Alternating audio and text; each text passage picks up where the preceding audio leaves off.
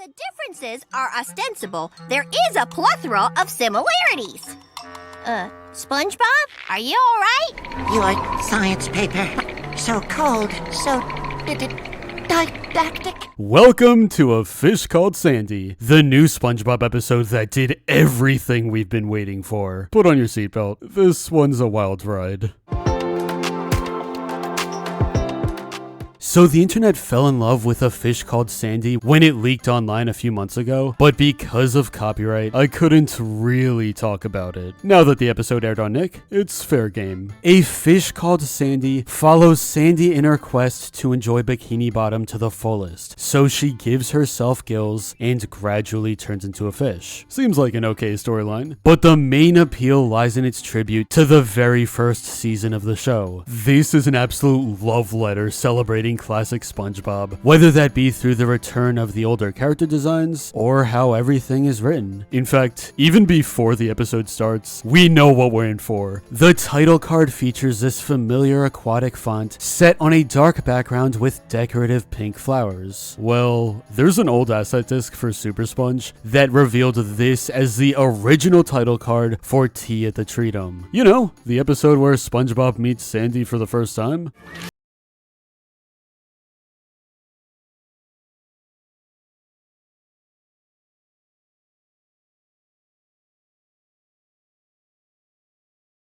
Yeah, fast forward a few decades later, and the title card is officially back, now a real part of the show. In a way, it sets up A Fish Called Sandy as a direct spiritual successor to Tea at the Treedome. And when the episode starts, we see a version of Bikini Bottom that once was. A Bikini Bottom we lost. But before we dive into the references and return of the classic animation, let's talk about today's sponsor, Private Internet Access. If you're watching this video, you know you're on the internet. What you may not know is that your data is being sent everywhere on an unencrypted connection. No thank you. Using a VPN like Private Internet Access lets you hide your IP address and stay safe online. Nothing can hurt you here. Private Internet Access is the world's most transparent VPN provider with over 30 million downloads and without keeping your data. Aside from security, you can also watch a bunch of fun cartoons. If it's not available in your country, just change your VPN to another country. Avatar The Last Airbender, Rick and Morty, whatever you want. Private Internet Access is available for all platforms, and one subscription protects an unlimited number of devices at the same time. I'm always traveling, so VPNs have really helped me in the past, and I think it's a must for everyone who uses the internet. So if you want to keep your browsing safe, head to piavpn.com/Vailskibum or click the link in the description to get 83% off a Private Internet Access subscription, and with 2 years you can spend $2 a month, plus get 4 months free. If you're not satisfied with your first 30 days, there's a money-back guarantee. Thank you, Private Internet Access, for sponsoring this video. Now, A Fish Called Sandy opens on a sea of serenity. As the sun illuminates the world below, we're treated to the ocean bustling with aquatic life. The French narrator makes it all clear, reminiscent of season 1 when he did that like all the time. From here on out, the references to older episodes just keep on coming. For example, this orange clam appears at the beginning of Opposite Day. SpongeBob messes around with the gum wrapper like in the paper.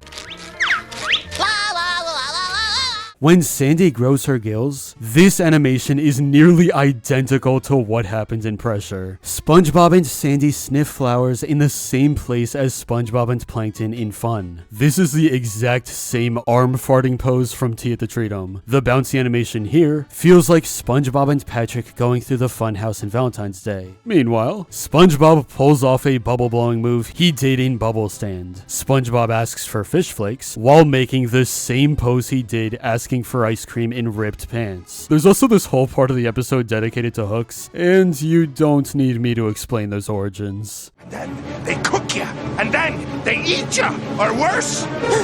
What could be worse than that? Gift shops.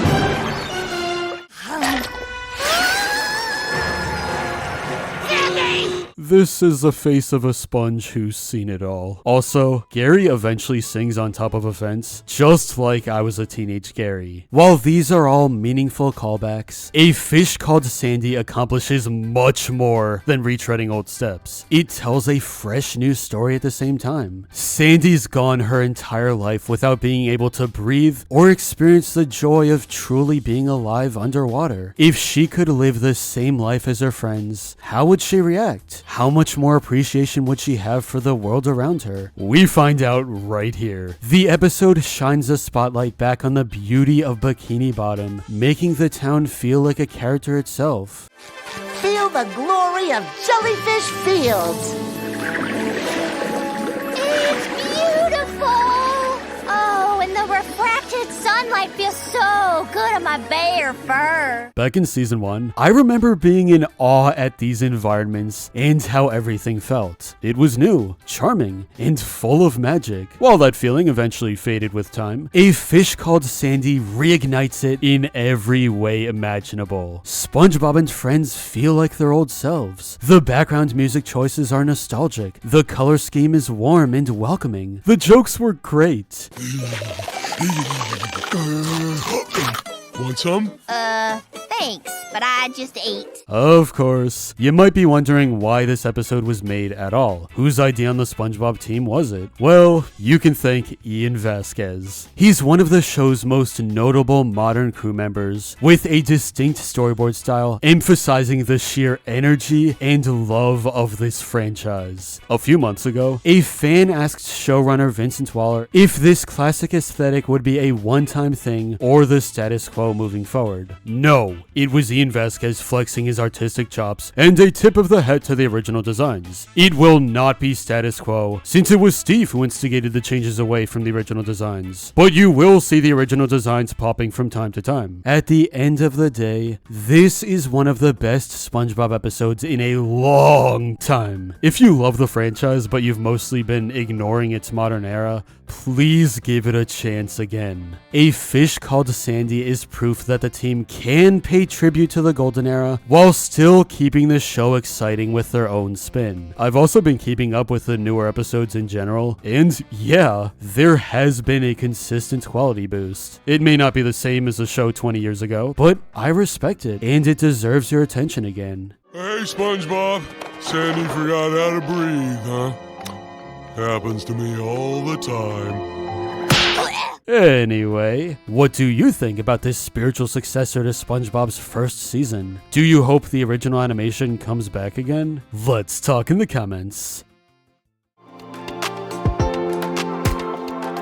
But anyway, that's all for this video. Subscribe for more awesome cartoon videos. Give a thumbs up and comment below to let me know what you think. Thanks for watching, and I'll see you guys next time.